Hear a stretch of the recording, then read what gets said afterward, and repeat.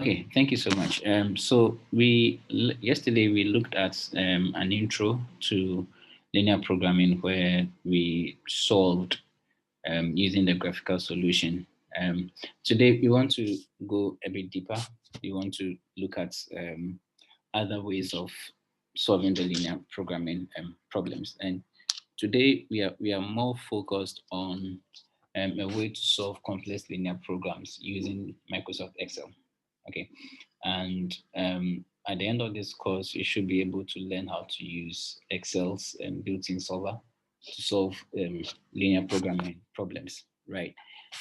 If you were in class physically, we would have asked you to bring your laptop so that we do practical hands-on work. But since you are not in class, you would do it wherever you are and try and go through yourself. And I'll also do it here for you to have a feel of it. Then at your leisure time, you also try your hands on these sessions. Okay, so you should be able to understand the computer solution of linear programming problems, and then you should also be able to interpret the general outputs um, that comes as a result of the computer solution. Interpretation is very key. And what's the point when you have numbers but you don't understand what they mean, right? So interpretation is as important as everything. And you need to know how to interpret these computer generated outputs. So quickly, your reading lists, chapter 4 of Winston and Goldberg, contains some of these activities. I think that you would find simplex method also in there. So if you want to knock yourself out with the simplex method, it's fun and it's iterative. And I think that you may want to try that. Okay, so we take an example, okay, and we use it to begin our computer solution. And now I take it that you are quite the experts in how to formulate linear programming problems. So it'll be very good to hear from you how the formulation is going. But we will tackle that maybe another time. All right, so let's quickly move on. So we have high tech solutions or high tech industries import electric components that are used to assemble two different models of personal computers. Now, one model is the Dex Pro, and the other model is the Portable. High tech management is currently interested in developing a weekly production schedule for both products. Dexpro generates a profit contribution of $50 per unit. Portable generates a profit of $40 per unit.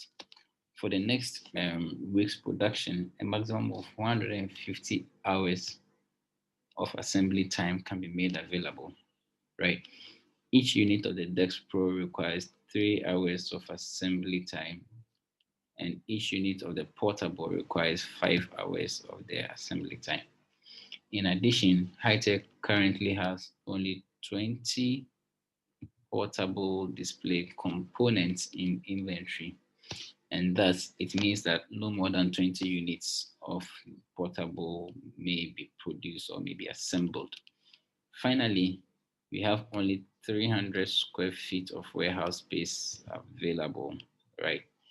And then assembly of each desk pro requires 8 square feet of warehouse space, and then portable requires 5 square feet. Quite a number of issues here. Simple. Formulate a mathematical model of high-tech solution situation that can be used to maximize the company's profit.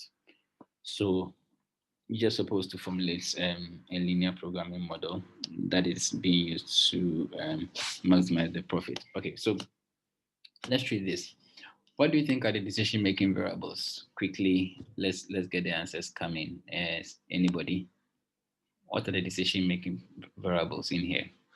Remember, I just don't want names. I want them to be clear.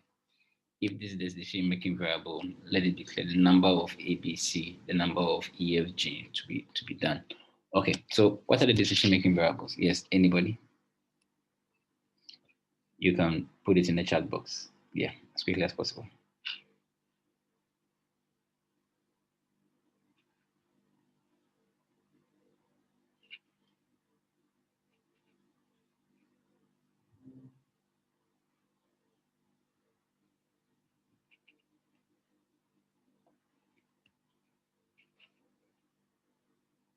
Okay, so yeah, so you have the number of Dex Pro models and then portables to assemble, right?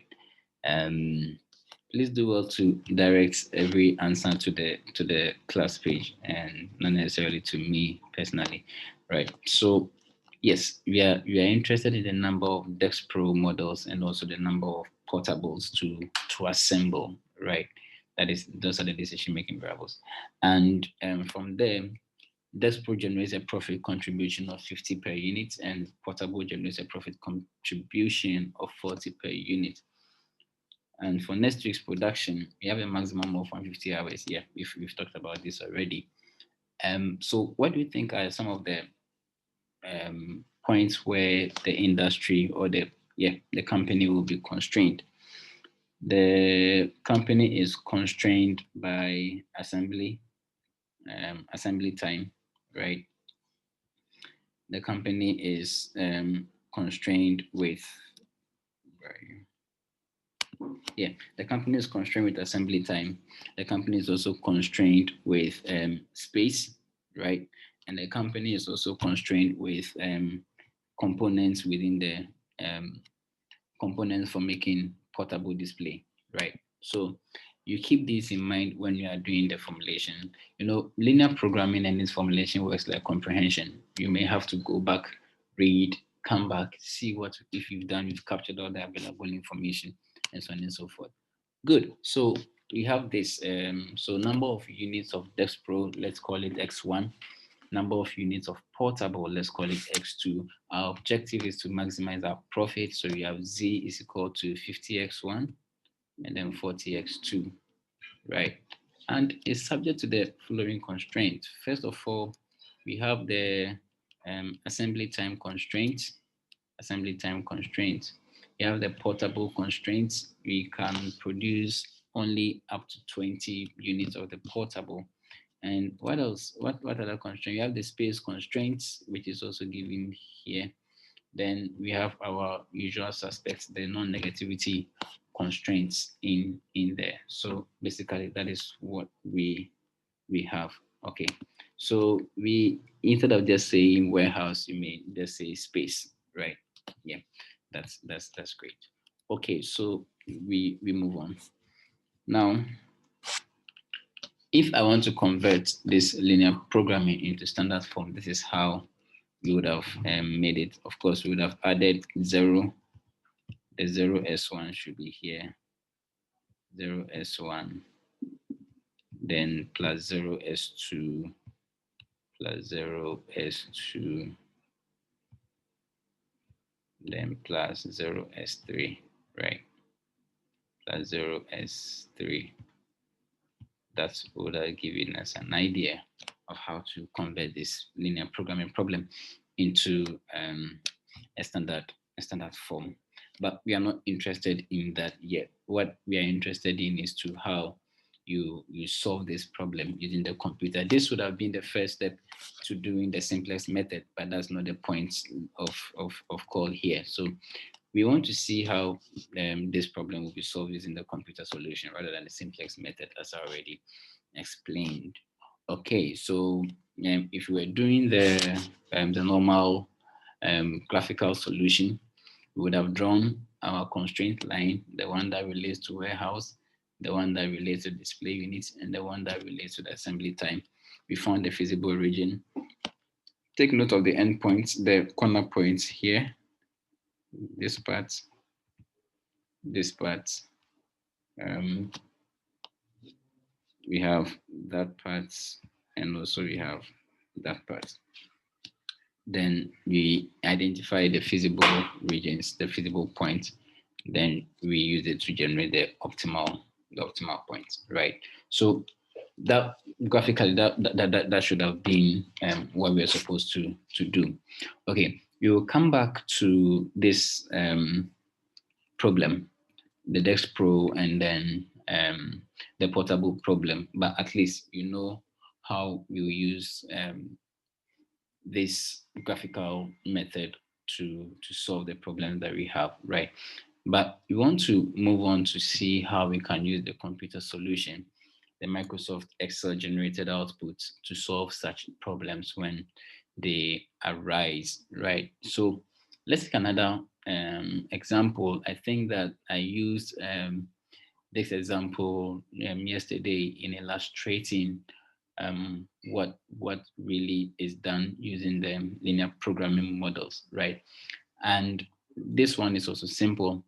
A phone dealer is preparing to make new orders for phone types. We have the Nokia, we have the Samsung, and then we also have LG, right? Um, Nokia, Samsung, and LG. The unit profit for Nokia, Samsung, and LG are 100, 300, and then 50 respectively. The phones are kept in a specialized protective container of 10.1 square meters to prevent cracks and other malfunctions from vibration. And Nokia, Samsung, and LG take storage space of 0.05, 0.1, and 0.05 square meters, respectively. If a Nokia, Samsung, and LG cost 300, 1,200, and 120 respectively, and the dealer has 93,000 available to spend, what should be the optimal mix of phone types to purchase to achieve the maximum profit possible? So we are trying to make orders for new phone types, right? Nokia, Samsung, and then LG. They're giving you the unit profits. If you sell Nokia phone, you get 100. If you sell Samsung, you get 300. And if you sell LG, you get 50. And we have a certain specialized container that we put them in. The container is worth 10.1 square meters. Nokia takes this space, 0.05. Samsung takes zero point 0.1 square meter, and LG takes 0.05 square meter. Nokia and Samsung cost 300, 1,200, and 120 respectively. Which one will cost 120 cities? Well, and then the dealer has available 93 cities, 93,000 cities to spend. So the question really is that what should be the optimal mix of phones to purchase in order to achieve the maximum profit possible? Okay, so it's a maximization problem. No, it's not. It's not a minimization problem. It's actually a maximization problem. So we are not minimizing, but we are maximizing, right?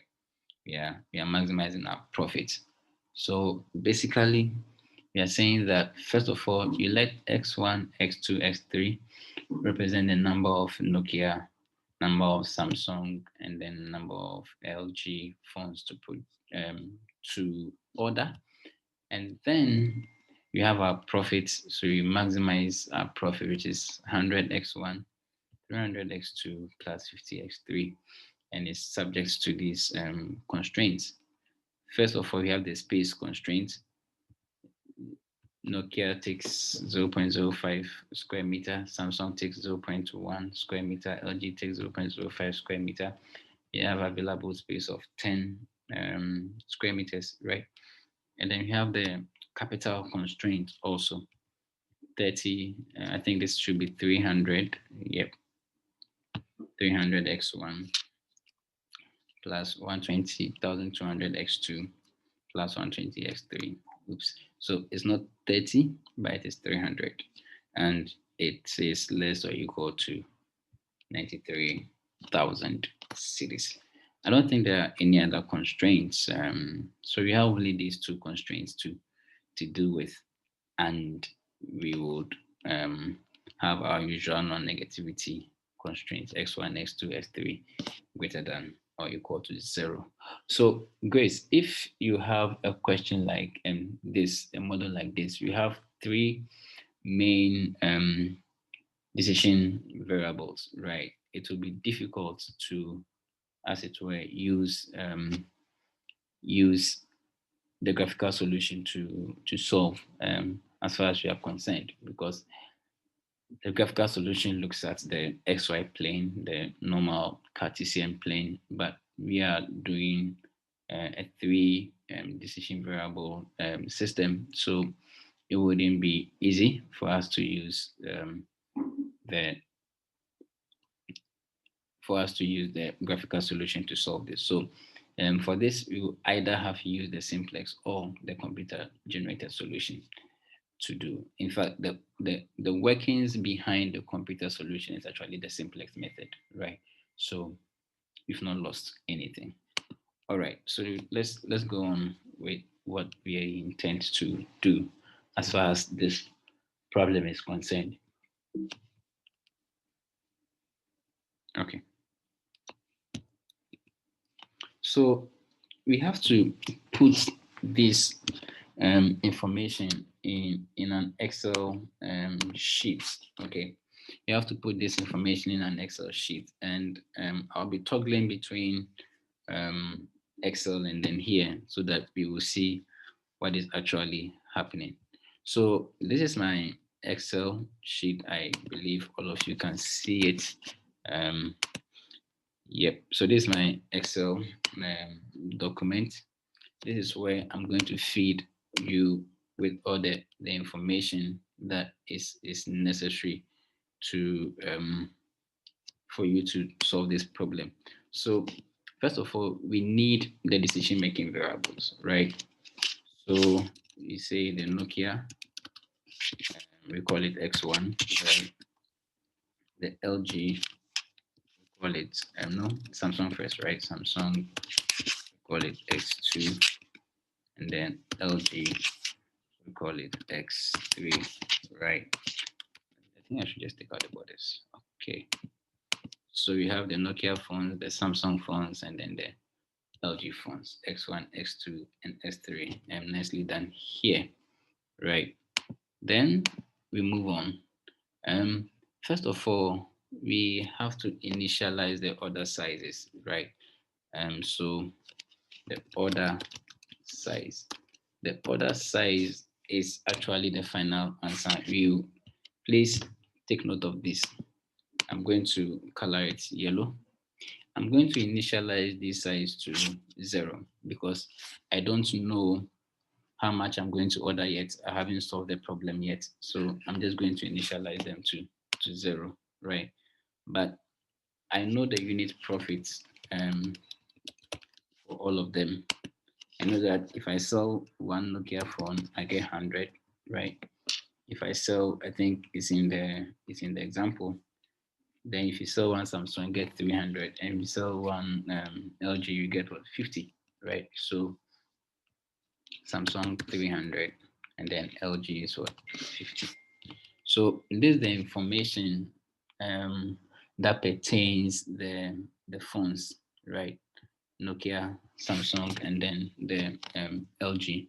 And when it comes to the unit profit, so we've already specified the various information with regards to the unit profit. Now you have to put in the constraints. Okay, you have to put in the constraints.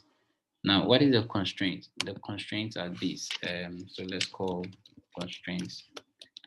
We've already done the objective part. We are not complete yet, but let's put in the data for the constraints. So the first constraint we have is storage.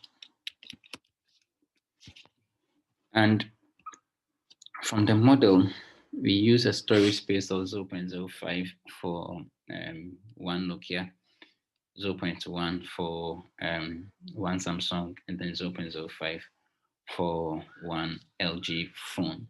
So we have 0.05 here, 0.1 here, and 0.05 here. And the available space, right? The available space. Let's call this place the amount used. I'll explain that. Then let's put the sign here. I'll also explain that, and then let's talk about the available.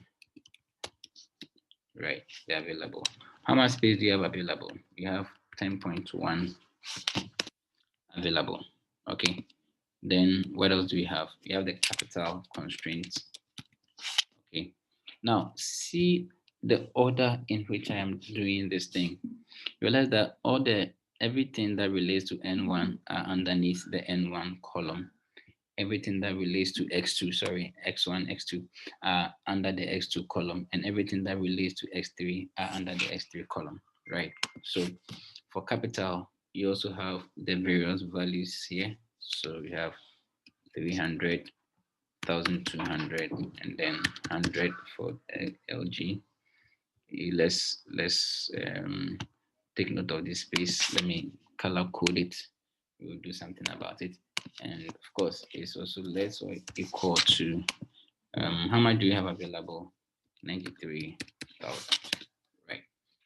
This is so we've set up our data, but you see, all that we have done is just to input numbers. But remember that this formulation is not just about numbers. We put certain things together.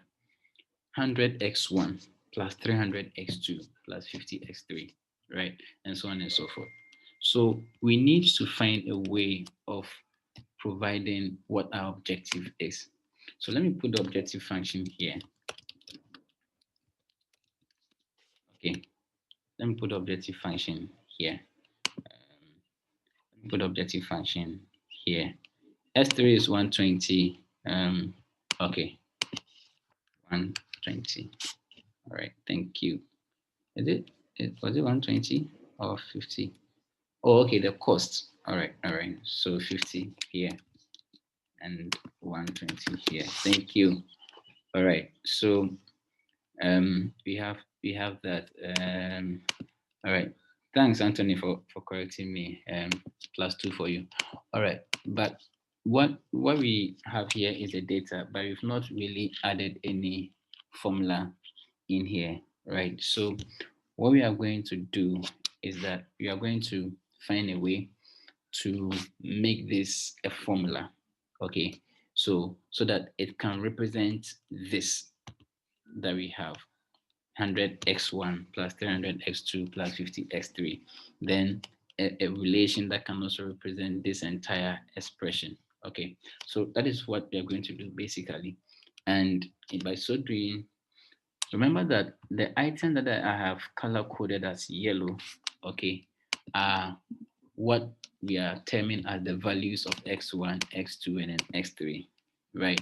Remember that Excel, if I put x1 here, Excel will recognize this x1, this value as a letter, a text, and I can't perform mathematical operations with text. That's why you need to put in a cell that and initialize it to 0.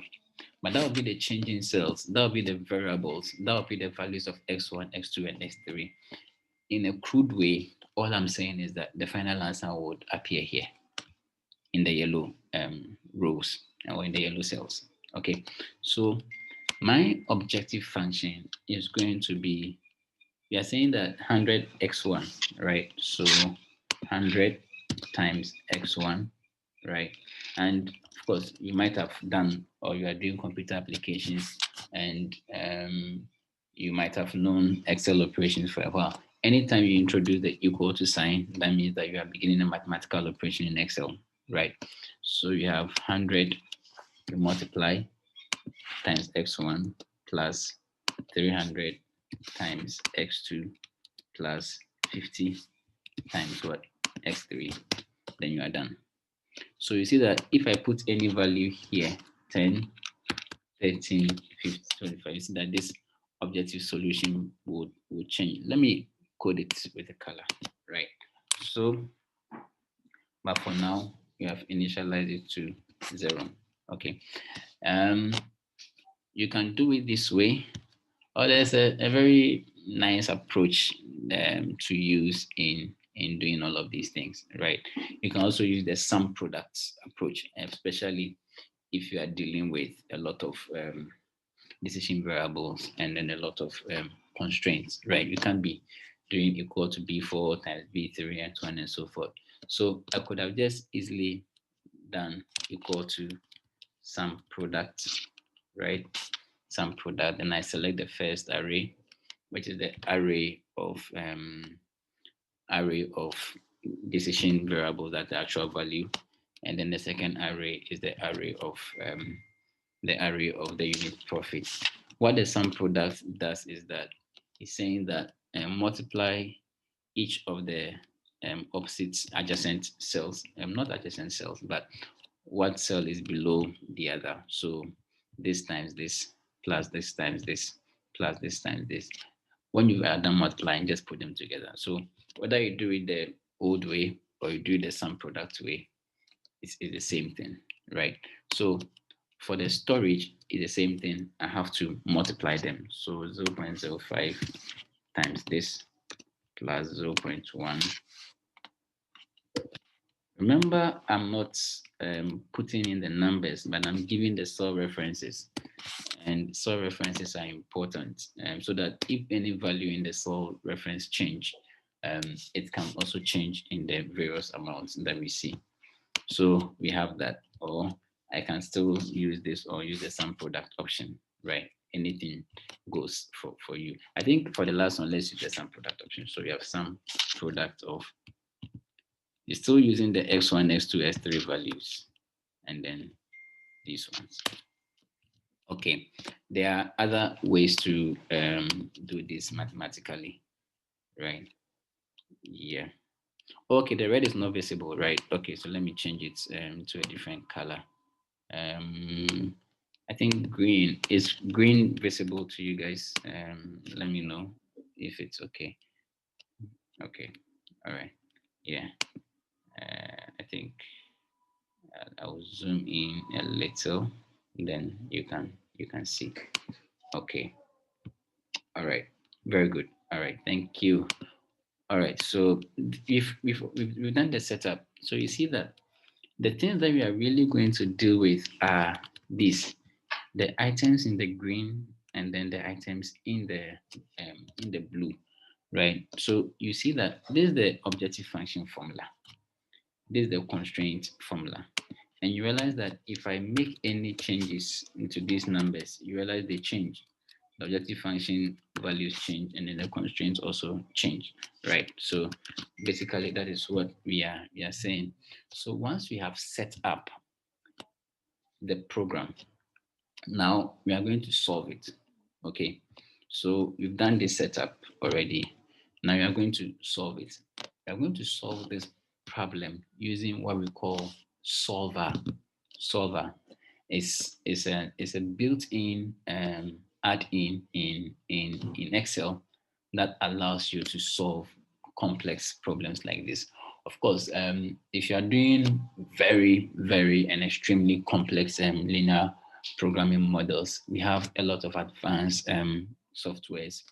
We have GAMS, we have MATLAB, R software, and we have quite a lot of um, software that are tailor-made to solve problems that involve planning and stuff like that using linear programming. Perhaps you could try your hands on if you are interested in that. Okay, so in Excel Solver, you may have to call that add-in. Okay, it's an add-in in Excel, so you have to add it. Okay, if you are using Windows, you go to your file and you go to your Excel add-ins. You look for Solver and then you add it. Okay, you don't need any software. You don't need to download any software. You don't need to install any software. It's just an add-in, just that it may be missing on your laptops for now, but when you add it in, you go to your file, you go to Excel add-ins, and then you choose Solver. It will be added as part of your Excel add-ins. So for now, and when you add it in and you come to the top here, see here we have home, inserts, draw, page layout, formulas, and all that. When you go to data, on the far right, you see the solver here. All right, so you can see the solver here. This one, yes, you should be able to see it. So that's the add-in that we are talking about. Okay, and that is what we are going to use to solve this computer problem. So quickly, I'll invoke my solver add-in. Very good. And you may have to squint your eyes a little bit because this is a wizard. I can't zoom in. Okay, so I'll try as much as possible to help out. But this is how it looks like. Okay, so this is the solver window that opens, and as you can see, we have what we call solver parameters, right? First thing solver will ask you to do is to set the objective. Okay, and what this set objective means is that they want you to provide the cell that contains the objective function. Okay, the cell that contains the objective function. And we all know that the cell that contains the objective function for this question is the green cell. Okay, is the green cell. So when you click on that, you see that the green cell's name appears here. So sheet 1, cell E4, right? And then we are interested whether we are minimizing, we are maximizing, or we are setting to a certain value. Our linear programming problem said we should maximize, right? So we pick maximize, it's already picked. So hallelujah for us. Then we need to outline what our decision variables are. So by changing variable cells icon allows you to input, select the cells that contains the decision variables. And the cells that contain the decision variables are the yellow cells here. So X1, X2, and X3. You select them at a go. Okay. So when you select them, you realize that it's on sheet 1 from B3 to D3. From B3 to D3. So you've already now, so you've set your objective, you've set your, you said you are maximizing, and then you've provided your X1, X2, and X3. Now we need to add our constraints. Okay, we need to add our constraints. So the first thing we need to do, the constraints will be added here in this empty white cell. So you go to add, okay, you go to add, a smaller window appears. Then what they will ask is the cell reference for the left-hand side constraints. The left-hand side constraints are these ones, these mathematics that we've done here, right? And let me just clear this one. These ones are the left-hand side constraints, okay? So you're going to add them. Let's do it one after the other.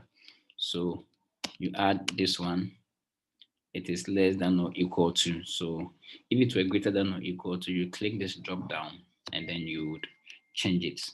Then what's the constraint here is this one. Then you add. Then we do the second one also. We put it here, also less than or equal to. And then you come here and then you put in this one also.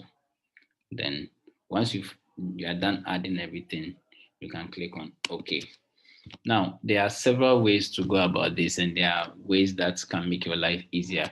As you go around this and explore, you see a number of ways to do this. Sometimes you can even add all of them at a go, right? But if you explore more, you see more.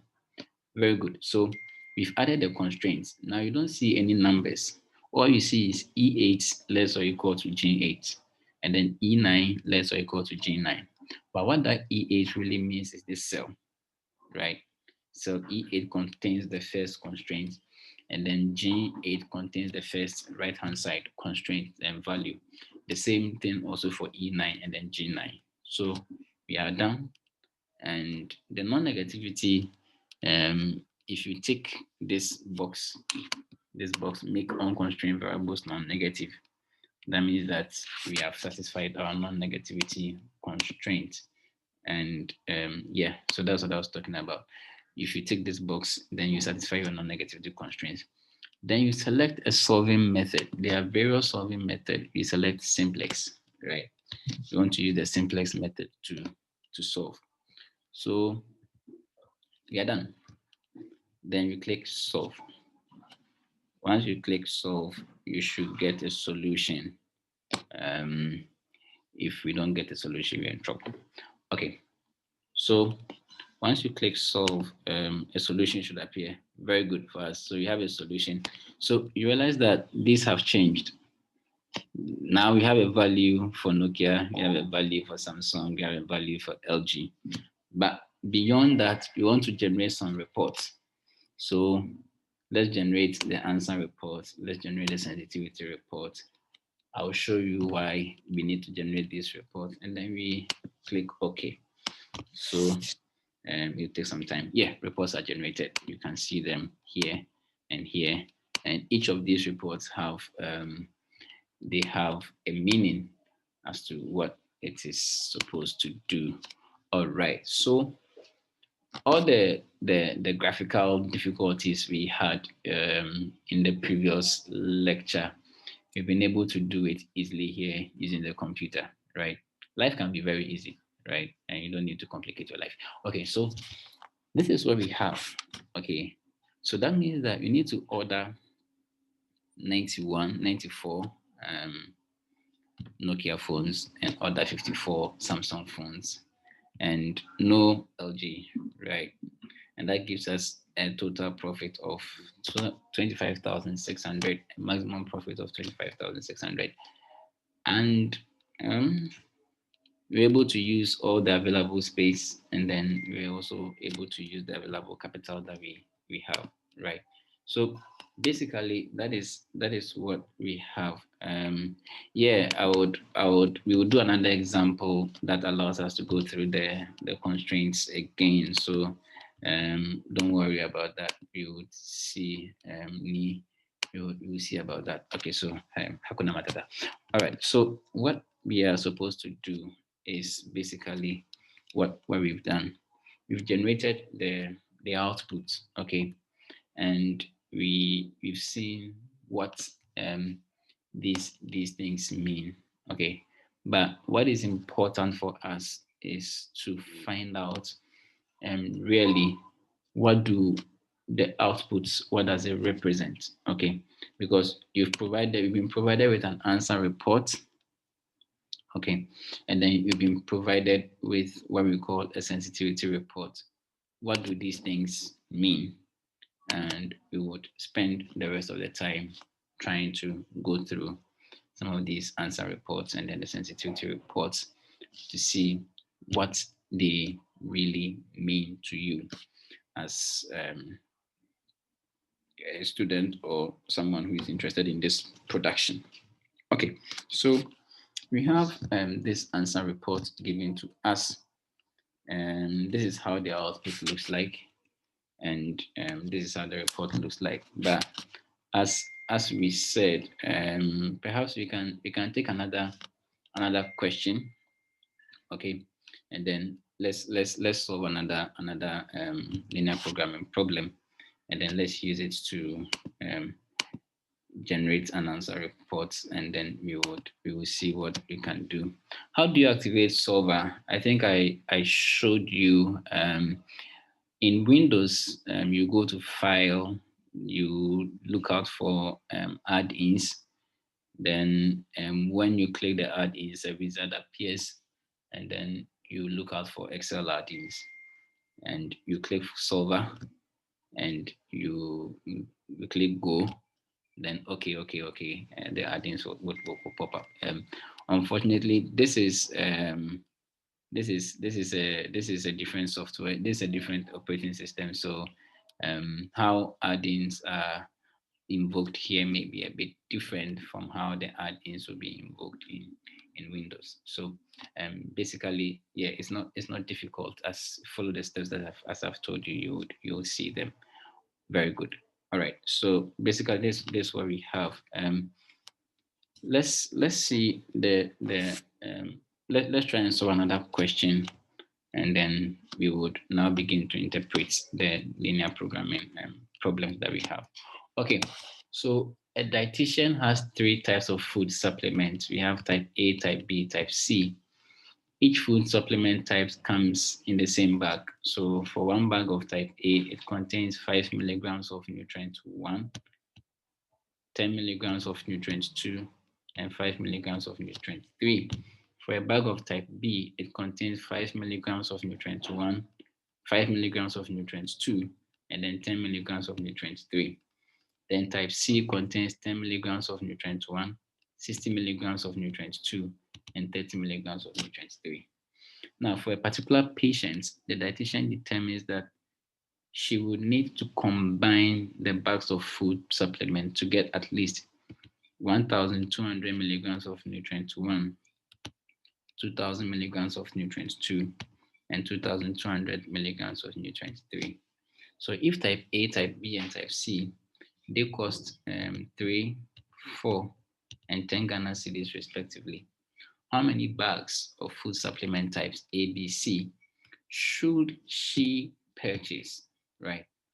Assuming that X1 and X2 and S3 are, of course, this one they've already given you an idea of what the decision variables are. They are the number of bags of type A, B, and C, respectively. Round your answer to the upper integer. That means whatever comes out, you round up your answer. Okay, all right. Thank you, Lawrence. You've been able to activate it. Hallelujah for you. All right, so we move on with what we have here. Let's solve this problem quickly. I won't waste time with the formulation since you are already experts at linear programming formulation. What we need to take note of is that this is a minimization model, right? And remember that they said we needed at least 1,200, 2,000, and then 2,200 milligrams. So because it's an at least, you're going to use greater than or equal to instead of less than or equal to. And of course, our usual suspects, the non-negativity constraint. So quickly, let's put this in solver once again, and then run. Okay, and then run. So we have this one. Let's see. So food supplements, we have I think basically what we did here is the same thing. I'll just copy the items and then let me just do it right from the scratch, right? So that those who didn't understand initially would understand. So we have type A, right? That's my X1. Type B, that's my X2.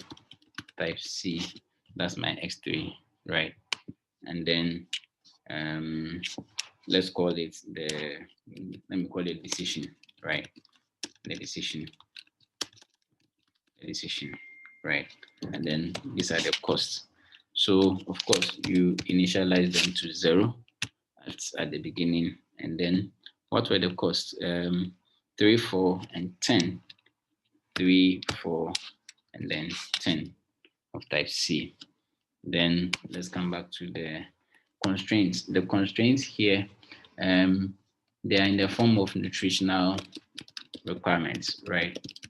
Nutritional requirements. So you need a certain level of nutrients, right? You need nutrient 1, nutrient 2, and then nutrient 3. So nutrient 1, nutrient 2, and then nutrient 3. And from the question, type A for nutrient 1, 5, 5, and then 10. So 5, type B contributes 5, type C contributes 10. For nutrient 2, type A contributes 5, type B contributes, type A contributes 10, type B contributes 5, type C contributes 60. And then for nutrient 3, type A contributes 5, 10, and 30. So 5 here, 10 here, 30 there. Okay, so as we did here, you have to now indicate amount used. So here is not, it's a minimization problem, and we want to meet required. So nutrients, let's say let me call it nutrient from food mix, right? Let me call it nutrient from food mix. And then, of course, you are doing and greater than or equal to constraints, greater than or equal to constraint. And this is the nutritional, the minimum requirements, right? Minimum requirements. So let's see the minimum requirements for this one. What do we have? 1,002, 2,000, 2,200. So 1,200, 2,000, and then 2,200. All right. As usual, let me color code them. So we have the yellow here. We have the objective function. Let's make it green. And then, of course, let's make these ones also blue. All right, very good. So we do the formulas, right? So now that we are experts, we quickly do some products. Some products, we pick this one, and then we pick that one, and then we solve, right? Also here, some product. The sum product is just saying this times this plus this times this plus that times that. Okay, so there's nothing new. So sum product this, right? Then comma, then that. Now, what we can also do is that once you are done with one, we can quickly, you know, go through and then run it through to the other things, and it copies the same formula. But you see, the problem you generate is that when you do that, when you just run it through like that, it doesn't pick the cells that we want to pick. It brings it down once. So for this one too, that's why that the cell references change. In order to prevent the cell references from changing, we need to lock the top part. Okay, this is just to you do something to save time. And by locking, you just have to introduce dollar signs in front of every letter and in front of every number at the for the cell you want to lock. Or you just for some of you on your PCs, you may have to click hit F4. Some of you too, you have to do the function key before the F4, right? So here I'll do function F4. You see the dollar signs are introduced. Function F4. So I ensure that I lock everything. So let me do it again, and then you see what is going on here. So I want to be able to just do it once. So some product. So I select this one, then I lock it. Oops, very good. So I select this one, then I lock it. So you see that I ensure that the dollar sign is in front of every other letter or figure in the cell reference. Then the second part are free to vary, so I don't necessarily need to lock it. So hit enter, then you just run it through. Now you see that all of these things are locked. Otherwise, you have to do it one after the other. Okay. If you want to save time and energy, you may consider locking it and then running it through. But of course, as you do more examples, you should be able to find ways of doing this very easily. Okay, so I think we are done with all the things that you're supposed to do as far as this is concerned. So we can easily invoke our solver. We go to data, we choose solver. Then, so the one who asked that we go over, please you listen here. So when you set the objective, we set the objective, this is the objective cell. This time we are minimizing, right? So these are our decision points, and it's subject to these constraints. Let's add them. So when you come here, you click on add, you pick the first constraint. This is the first constraint is greater than or equal to then the minimum requirements. You do add, you choose the second constraint, make sure it's greater than or equal to, you pick this one, you add, and then you pick the last constraint, make sure it's greater than or equal to, you choose this one, then it's okay. You have the non-negativity values in there, and then we have simplex, and you solve. Okay, so it will take some time, but an answer should appear. Okay, so yep, very good. So you have an answer.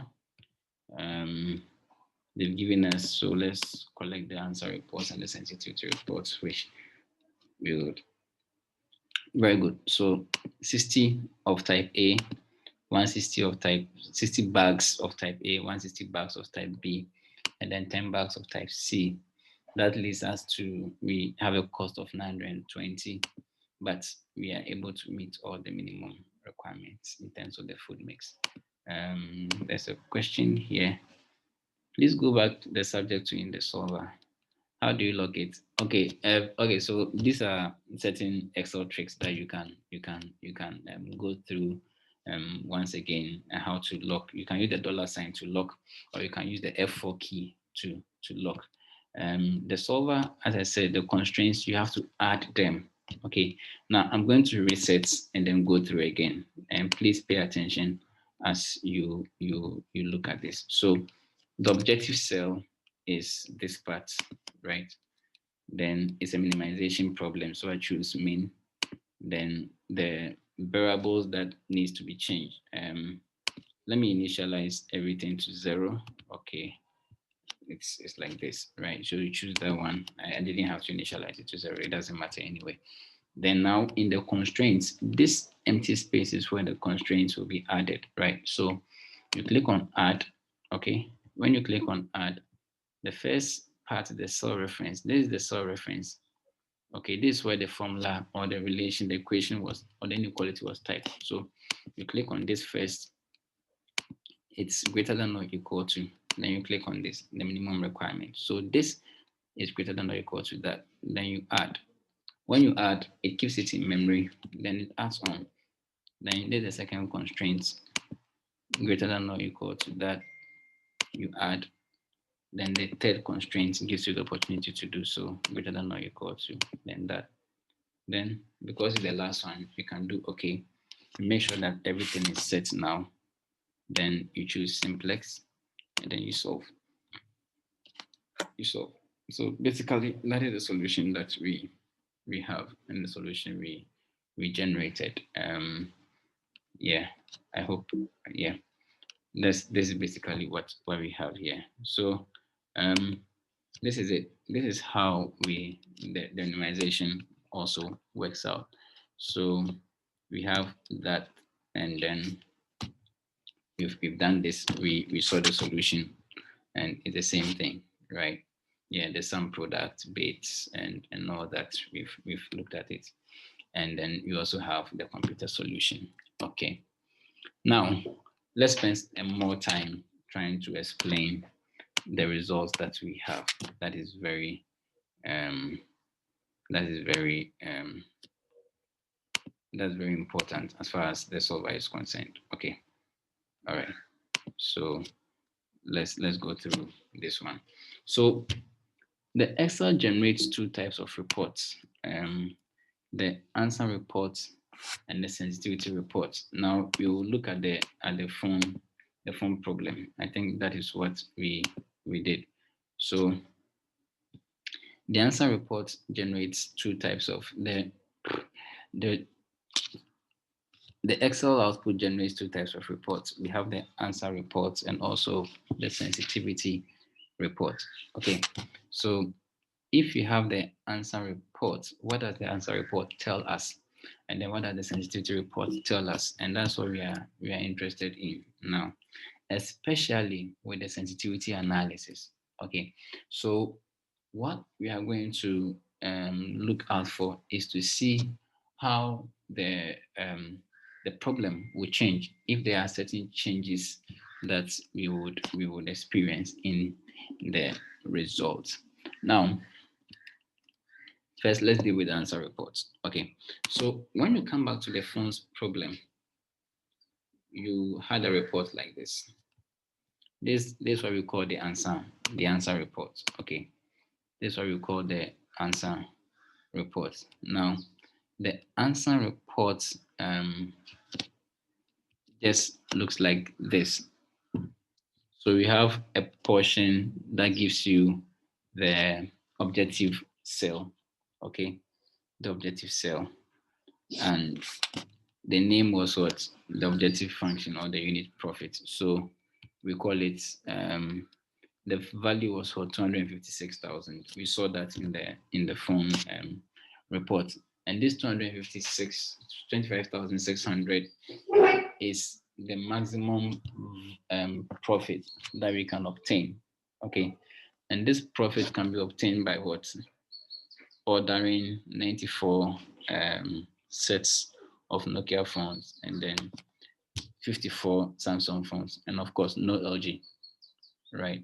So we have original value here. This original value is the value we initialized. If you remember in the solver, we first initialized the values to 0. So that's the values we began with, right? And this is the final values. These are the values that optimize our profit. This is the value that maximizes our profit. Okay.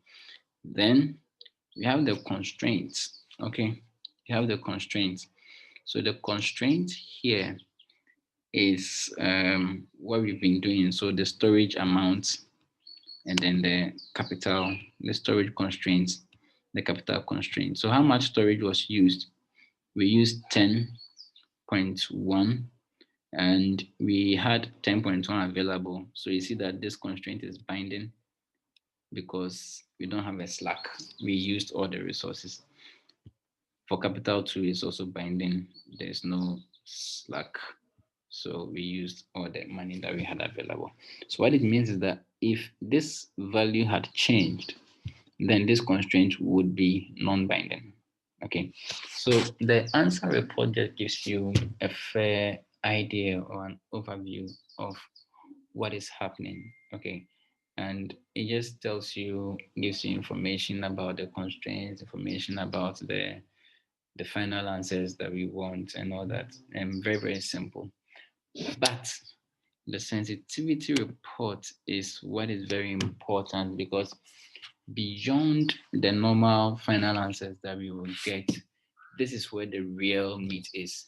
Okay, this is where management to be interested in asking questions like, so if I increase the investment, what is going to happen to my to the profits? If I reduce the investment, what is going to happen to the profit? What if I increase the number of phones? If I increase the number of Nokia, what is going to happen? Is the solution going to change or is not going to change?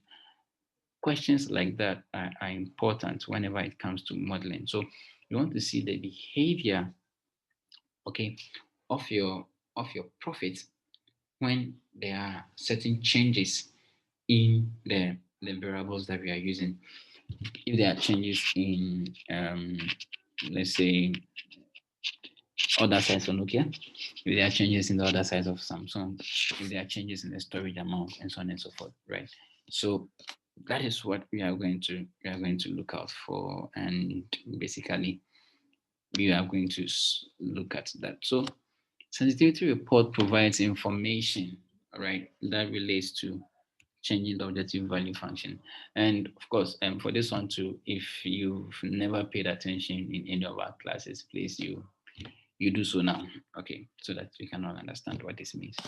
Okay, so if you decide to change the objective function for a variable, or you decide to force a variable which is currently 0 to be non-zero, okay, the sensitivity report will provide you with all of those information.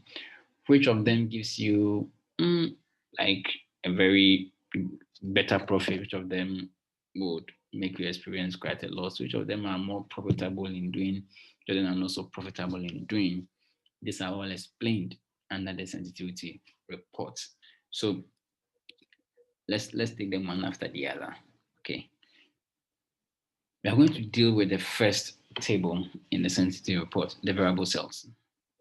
So changing the objective function coefficient for a variable.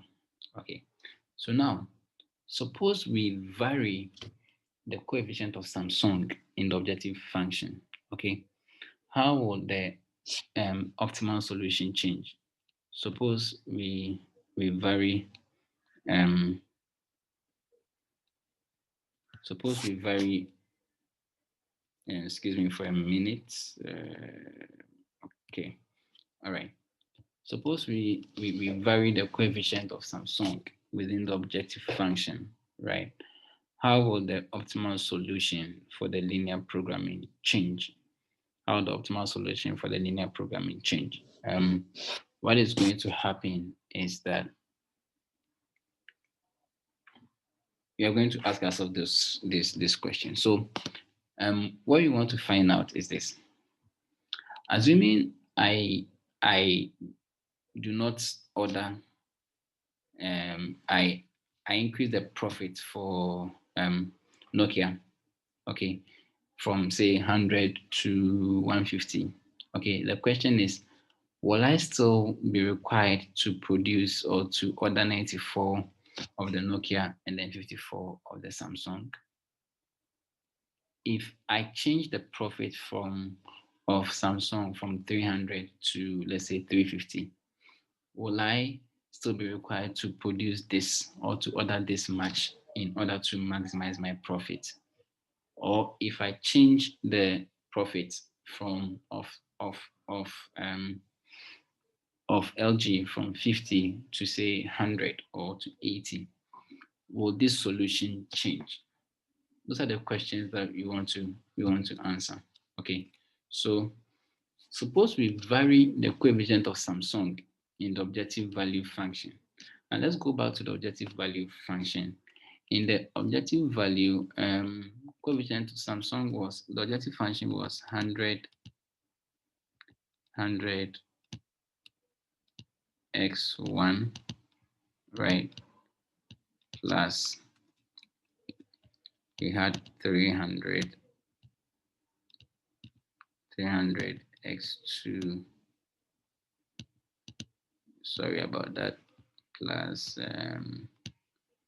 50, 50 x3,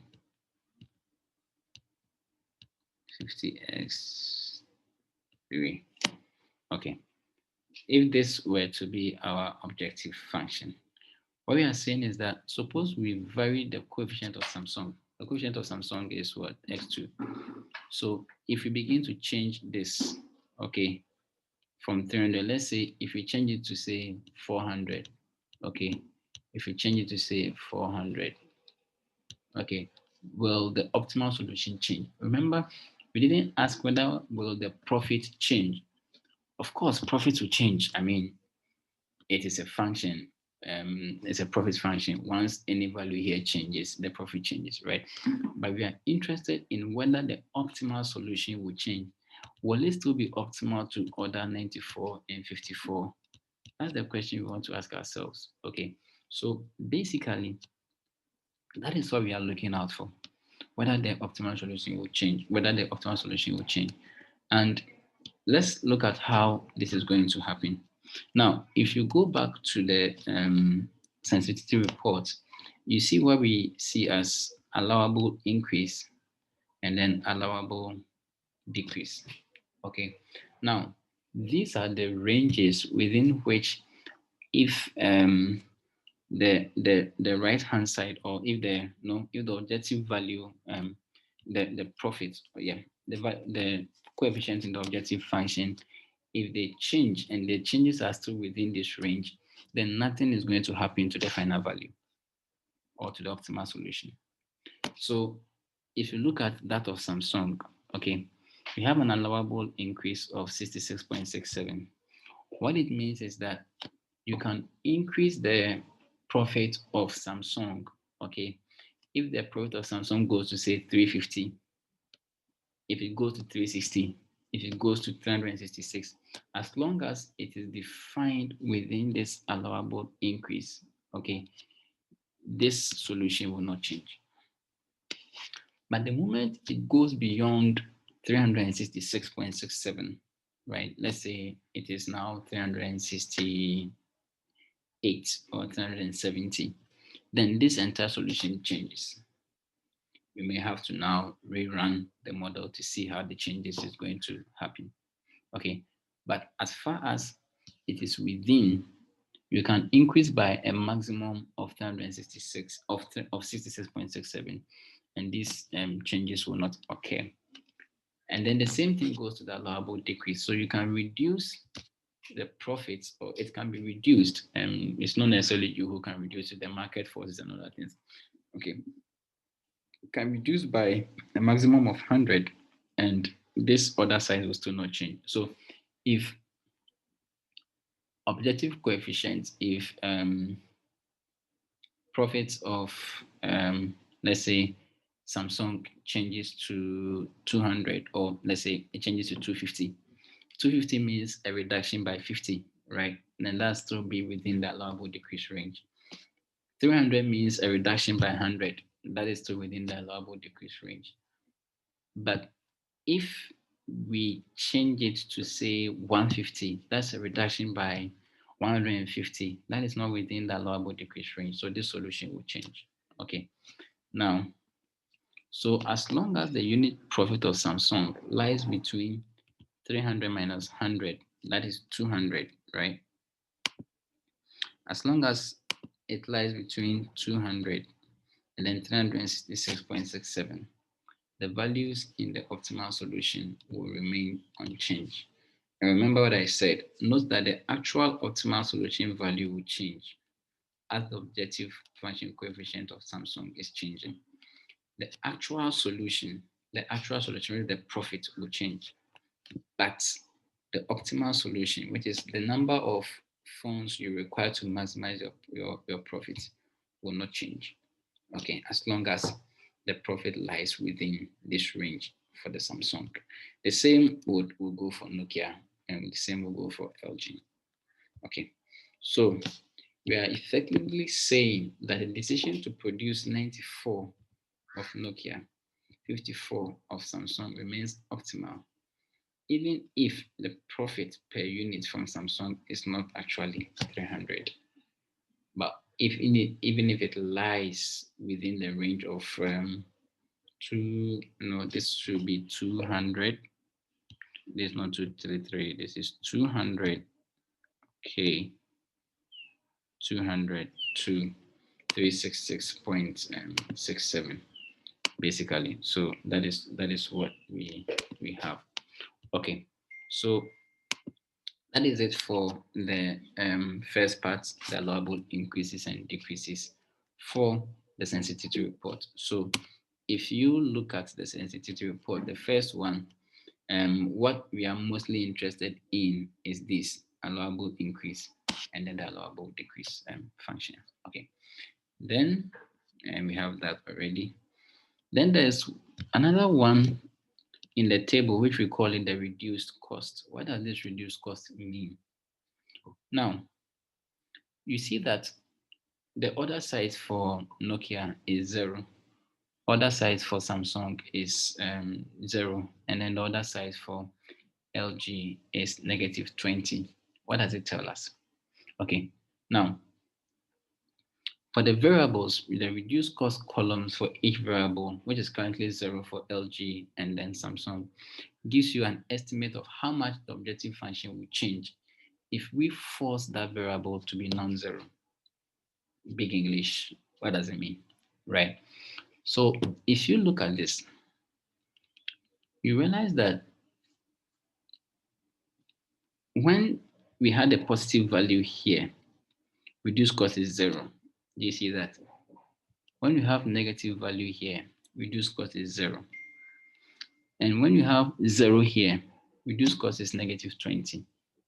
Now, what it means is that if we begin to force the order sizes of a product which is originally 0 to be non-zero, there's certain amounts that we are going to forego, right? Because it is not profitable. So reduced cost of Nokia is 0 because it is the function sees the production or the order of Nokia to be profitable given the information that we have. Okay, the function okay, All right. The function, yeah, I didn't explain the one E30 is infinity. Thanks. Okay. If my voice is low, you may have to increase your volume so that you can hear me well. Okay. So the reduced cost over here is 0 because there's a positive value here. And what it tells us is that it is profitable to produce Nokia. Okay. At what? At 100, at a profit of 100. It is also profitable to order Samsung at this profit of 300. Okay, but the function sees that it is not so profitable to order LG at this value 60, 50. Okay, what it's saying is that for any LG that you order, okay, for every LG that you order, you are going to forego a profit of 20 cedis. That is why it's negative for a maximization problem. For every LG that you order, you're going to forego a profit. It's not that you are going to lose, but you are foregoing it. You could have obtained it if you had made a better choice.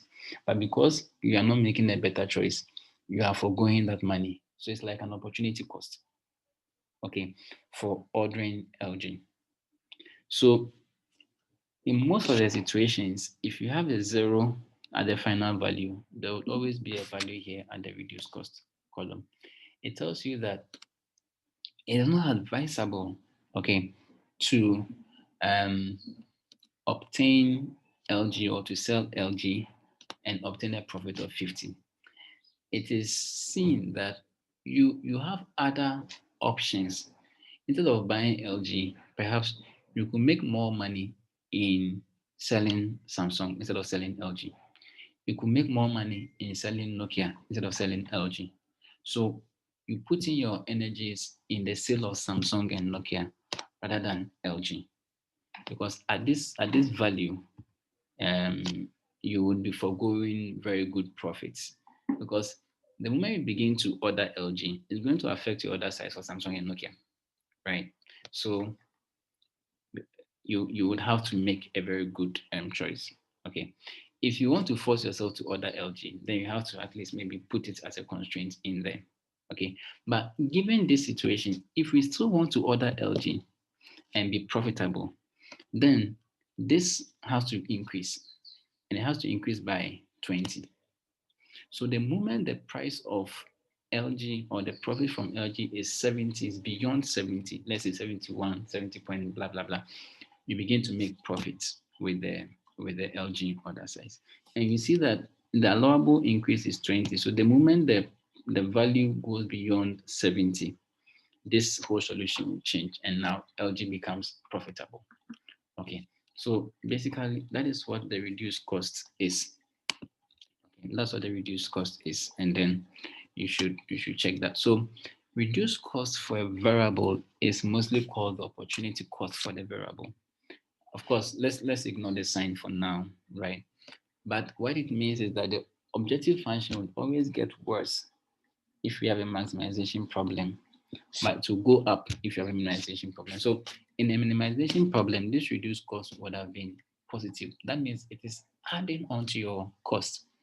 Okay, but it's negative here for a maximization problem because it is being taken out of the profit. So the larger the increase in the variable are, the more inaccurate this estimate. Okay, that one you can look at it and then see how best it means to you. All right, now let's look at the sensitivity report.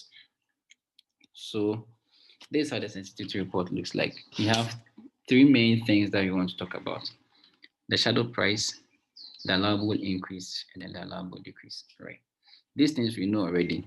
The final value, then the constraint right hand side, we know already. Okay. So what does the shadow price tell us? The shadow price tells us exactly how much the objective function will change if we change the right hand side of the corresponding constraints within the limits within the allowable increase and decrease columns. Plenty English. What does it mean? So let's say that we've been able to construct additional storage facilities.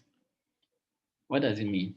If you construct additional storage facility, it means that you can now bring in more phones, right? So The shadow price tells us that for every unit additional storage facility we have, your profit, your total profit is going to increase by 1,000. Okay, as long as that increase is within these allowable ranges.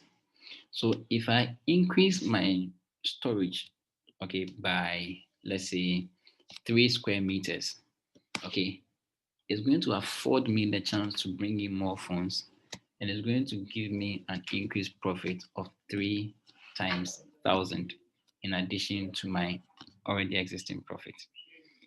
If I should increase my capital by 1 CD or 1 unit, okay, then I'm going to increase profit by this 166.67. Okay, so if you should add, let's say, 10,000 CDs to it, okay, 10,000 CDs to your capital, you make it 94,000, or no, 103,000, right? Then you're going to increase profit by 1, 2, 3. That's about, you're going to increase your profit by about 166.67 in addition to your total profit. So the more you add, no, that's 4 zeros, right? So that, yeah, so 1,666. That's how much you are going to obtain as your final value. So these are some of the things that we need to learn as far as the shadow price is concerned. But if the rate of increase or addition of the rate at which you are adding the additional resources is outside these allowable ranges, these shadow prices will not apply. It to me, we have to rerun the entire model to see how those changes would happen. Okay, so for example, let's look at what happens for the capital constraint, provided the right-hand side of that constraint remains between 10.1 plus, that's 15.5, and then the other side is 7.5. The objective function change will be exactly 1,000 times the change in the right-hand side from 101. Okay, so, oh, sorry, from 10.1. So I'm just going to multiply the change by the shadow price. That gives you the the additional profit that you get. Okay, so the direction of change, and of course, it also means the same thing if you reduce. So if you reduce storage amount, you're going to reduce your profit by 1,000 as long as it's within this allowable decrease. Okay, so basically that's what it's going to do. So yeah, that is basically what we have. I'm going to go through another example with you, and then we will see. Um, yeah, you betcha you. I bet you, if you're supposed to be examined, yes, something like that, you can be examined on a lot of things, right? Yeah. Okay. So if you are reading, please read well. Okay. So let's see what we have. For now, and then let's see. I'll take you through one example. We have just about 15 minutes, the 20 minutes, 22 minutes more. Then we will see how it goes. All right. So look at this. This is a question from one of your recommended texts, Taylor. And Southern Sporting Goods Company makes basketballs and footballs. Each product is produced from two resources, rubber and then leather. We have the resource requirements for each product and the total resources available. And so one basketball requires 3 pounds of rubber and then 4 square feet of leather. One football requires 2 pounds of rubber and then 5 square feet of leather.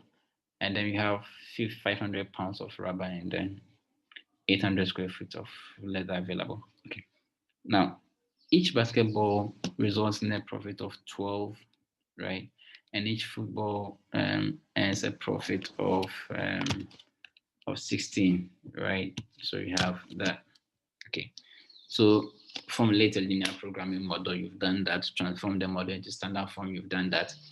Solve the model graphically, you've done that. identify the slack and unused resources in the graphical extreme points. You've done that.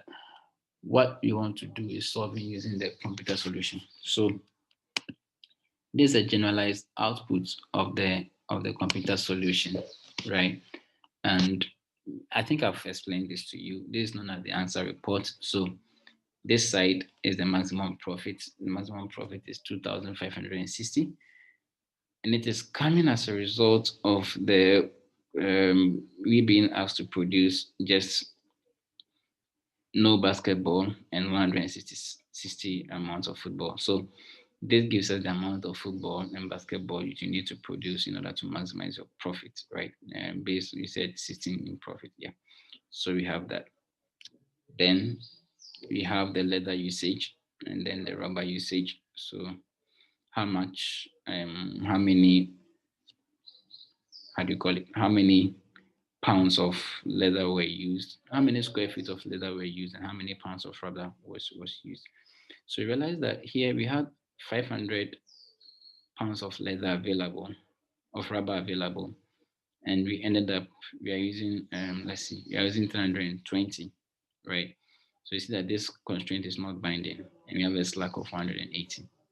This constraint is binding because at the end we used all the available rubber. So basically, you've seen a solution that gives you a binding, a non-binding constraint.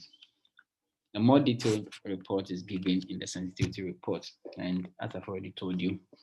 So you seen this final value, you saw it in the answer report, and it was just the amount of basketball and football that you need to produce to maximize your profit, right? And the 160 is also the objective coefficient. You've seen that. So the objective coefficient represents the profit for producing each of the basketball and then the football. Then, as I've already explained, for the allowable increase and the decrease. So you can increase the profit of the variables. That is, you can increase the profit of football, you can increase the profit of basketball by these values, okay? And you wouldn't have to change the optimal solution. However, the profit will change. And I've already told you that 1E30 means infinity. All right, similar explanation will go for the allowable decrease. And also, we have the constraints, right? So there's a table for the objective variable cells, and then there's a table for the constraints. I explained the final value in the constraint section represents how many resources were used, right? If you look at the constraint right hand side, it tells you the amount of resources that were available. Okay, so if you end up producing 160 foot, footballs, right? Yeah, 160 sets of footballs and no basketball, what it means is that you are going to use about 320 um, pounds of rubber and then 800 square foot of leather, right? I'm going to use 800 square foot of leather and then 320 pounds of rubber. I think that is what we have here. Okay, then yeah. So I suppose we will rather call this, yeah, this one should be the rubber rather, and then this one should be the leather. So we'll change that. It's a typo, so we change that. Okay, so we are going to have 800 square foot of leather, and then we've used 300. Yeah, this way we are. So 320 square foot of pounds of rubber. We had 500 available, so we are left with what 180, and then we have 800. We had 800 available, and we used all of them. So we have that of leather also. Very good. So um, yes. So as I said, for a minimization problem, reduced cost would be positive, if or zero, because if the reduced cost is positive, it means that you are adding to the cost. But for a maximization problem, the reduced cost is either zero or negative. Yeah. So it depends on the problem you are solving. Okay. So yeah. So you can increase these ones. I think I've explained that. The amount of resources that were used, I've already explained that. And the shadow price. So unit profit for every unit increase in each resource. So an additional rubber wouldn't earn any profit, right? Of course, why would you add additional rubber when we have a lot more available? So you realize that if there's a slack, okay, it's not going to generate any shadow price because we already have unused resources. You don't have to add more to it. Okay. But if you add more leather to it, right, you're going to improve your you end up producing more footballs, right? So leather increases profit by 3.2. So if 5 units of additional leather is added, you get about 5 times 3.2 increase in profit. Of course, this should still be within the allowable ranges for these bonds to be profitable. So this is a test, pop quiz. So the reduced cost. So reduced cost represents the unit's cost or the losses incurred for producing an item, as I already said, or the loss forgone. Let me put it that way. So reduced cost value of 0.8 indicates that for every basketball we produce, we shall not necessarily make a loss, but we are going to forego. Okay, I'm going to forego 0.8. It also means that it's not really profitable to make basketballs at 12, right? And yeah, so as I said, it's either negative or zero for maximization and then positive or zero for minimization. All right. So what we have here, these are simple questions that we are going to go through right now in the next 10 minutes. And based on this results, right, I want you to answer these questions. You put in the answer in the chat and then we move on. Okay, so number one, what amounts of football and basketball are needed to yield a maximum profit? I think we've done this already, right? So I'll gladly answer this one and then I'll leave the rest to you. How about that? Okay. So you need to produce none of the basketball, but only 160 sets of the football to maximize your profit. What is the maximum profit yielded? Of course, you know your objective function. Objective function is 12 times x1 plus 16 times x2, right? So 12 times 0 plus 16 times 160, that gives you 2560, as we saw here. Okay, so that is it. Okay, now the next question is yours. What amounts of rubber and leather were left unused? What were the amounts of rubber and leather that were left unused? Yes, anybody?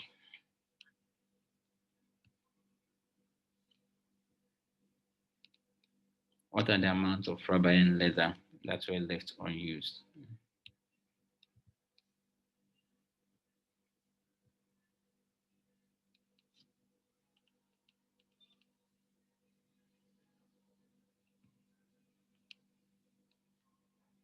0 leather, and then how about the rubber? 180 pounds of rubber, right? You don't just say 180 rubber. That's it's like so 0 pounds of leather. No amount of leather were left unused, but we have 180 pounds of rubber unused. Okay, so don't just say 180 rubber. Okay, that's fine. The next one says that this. What will be the effect? Okay, what will be the effect on the what will be the effect on the optimal solution if the profit for basketball changed from 12 to 13, and why? It'll be nice to hear somebody's voice, like us answering this question with the voice, right? If you can do it, just raise your hand, I'll unmute you and then you talk. But of course, what will be the results on the effect on the optimal solution if the profit for basketball changed from 12 to 13? And then someone can handle the effects if the profit for football change from 16 to 15. Remember that we are looking out for the effect on the optimal solution. Yes, anybody?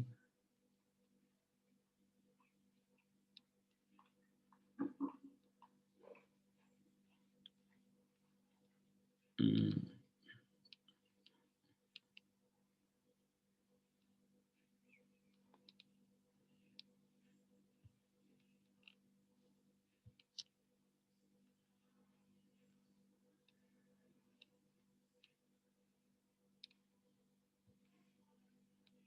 Oh, sorry. Yeah.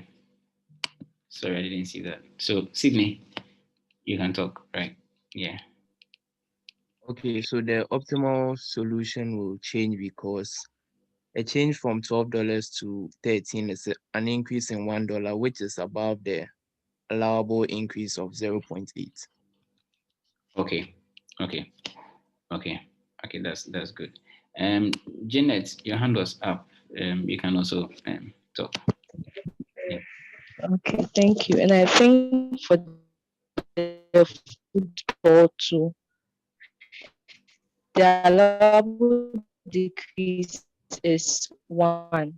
So if it changes to 15, there will be no change in the value for football. Exactly. Exactly. But Janet, stay with me.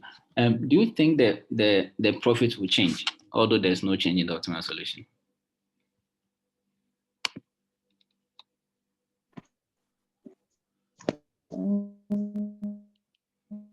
I think it would. It will, right? Okay. Let me hear from Margaret. Yes, I was answering that question. Yeah, it will change. The profits will change. The profit will change, but the optimal solution will not change, isn't it? Yeah. So that is very yeah, that's all we needed. Okay, so the next one says this. What will be the effects, right? Hold on. What will be the effect of the optimal solution if 500 additional pounds of rubber could be obtained? What will be the effect if the 500 additional pounds of rubber could be obtained? Um, what will be the effects on the optimal solution if 500 additional pounds of rubber could be obtained? Yes, can anybody, yeah, say that? Just raise your hand and then you talk. No, all right. Now, when you um when you have something like, okay, Janet, yeah, Janet, yeah. I think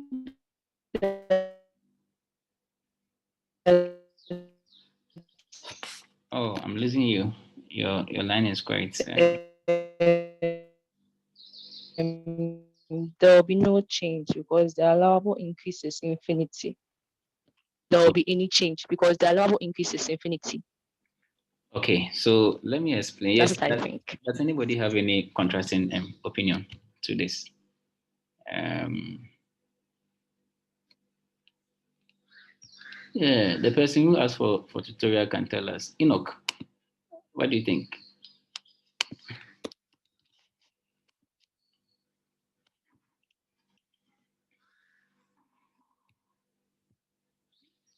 Okay, Enoch doesn't want to shine. All right, so let's move on. What? Let me explain what this shadow price actually means again. So you see that if you add additional 500 pounds of rubber, okay, it's not going to change. The reason for this is not because it's within the allowable ranges, but the reason is that the shadow price, you are adding more resources to a resource that wasn't even used. Okay, we had 500 pounds of rubber available. At the end, in order to maximize our profit, we used only 320. So we do not need additional pounds of rubber to cause any change. It's just going to add on to your cost of obtaining that resource. Okay, so shadow price, if I add that, and maybe the question should have not be the effect on profits. There's not going to be any effect on your profits. Neither is there going to be any effect on the optimal solution because you are just adding extra resources to a resource that you already have that we didn't even use.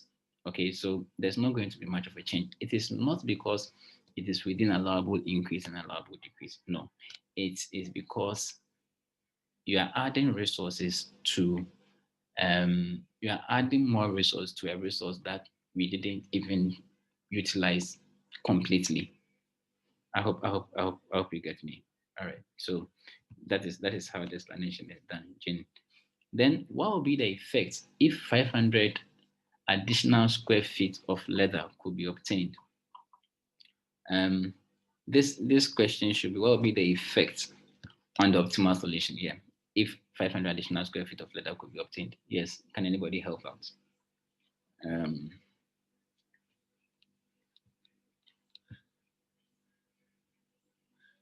quickly, quickly,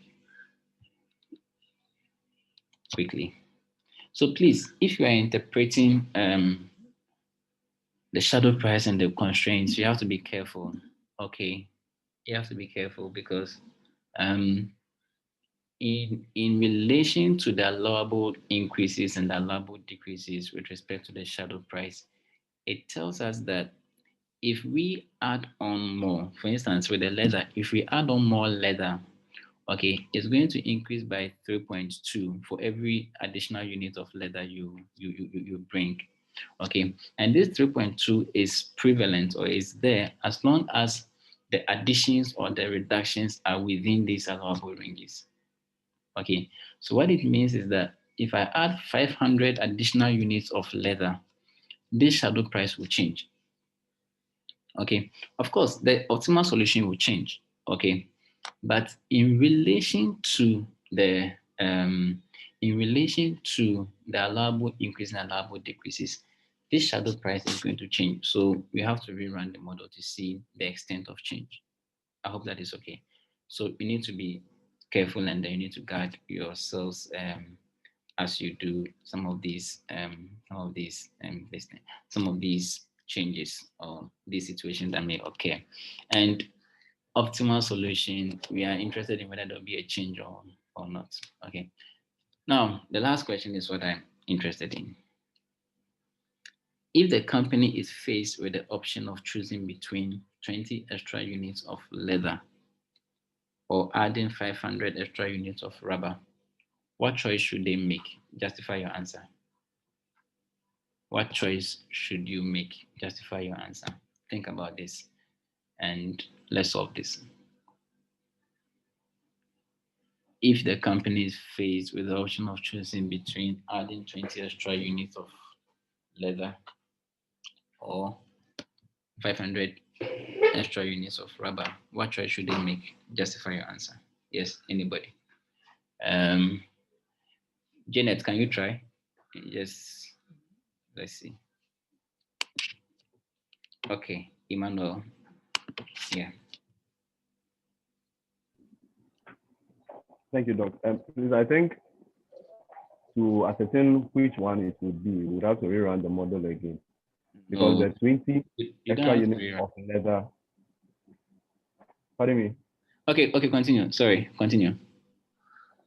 Okay, the 20 extra units of leather is outside of the range, will not add any effect or profit to the rubber usage as there's already a slack variable of 120. So if you're adding to it, you're rather increasing your cost. And the same applies to the leather usage, which will be 500, and it is more than the allowable increase of 450.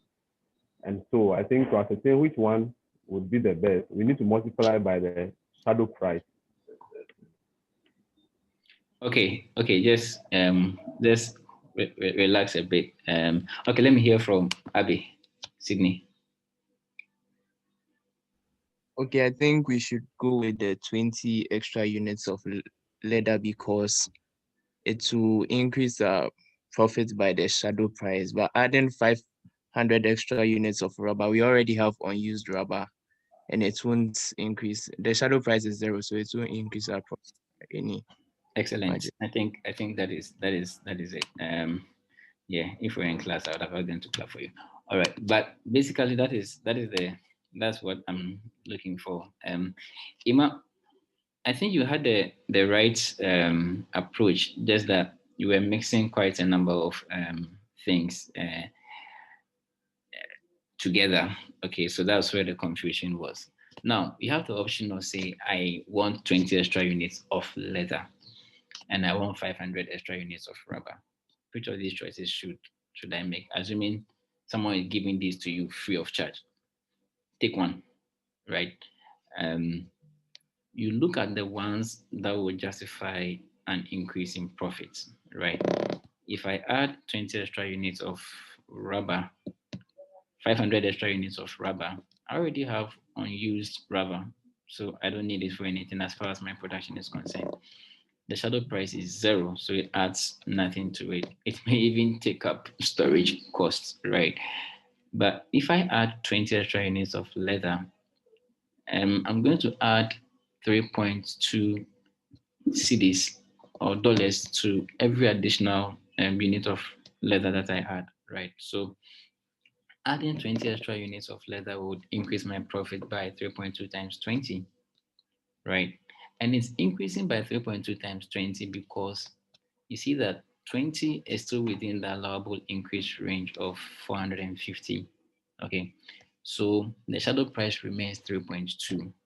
The moment the additional units go beyond 450, okay, then the shadow price will change. That is when you would have to rerun the model, but not necessarily when it is within the shadow price. So let's take note of that. Okay. So I think we are through. Any questions or um, anything that you want to happen? Okay. So I think I've explained one more time. Shadow price refers to the additional increase in profit, right, for every unit increase in the resource. But just ensure that the increase in the profit in the resource available is within the allowable ranges. Okay, and the shadow price would apply. I hope you get it. Yeah.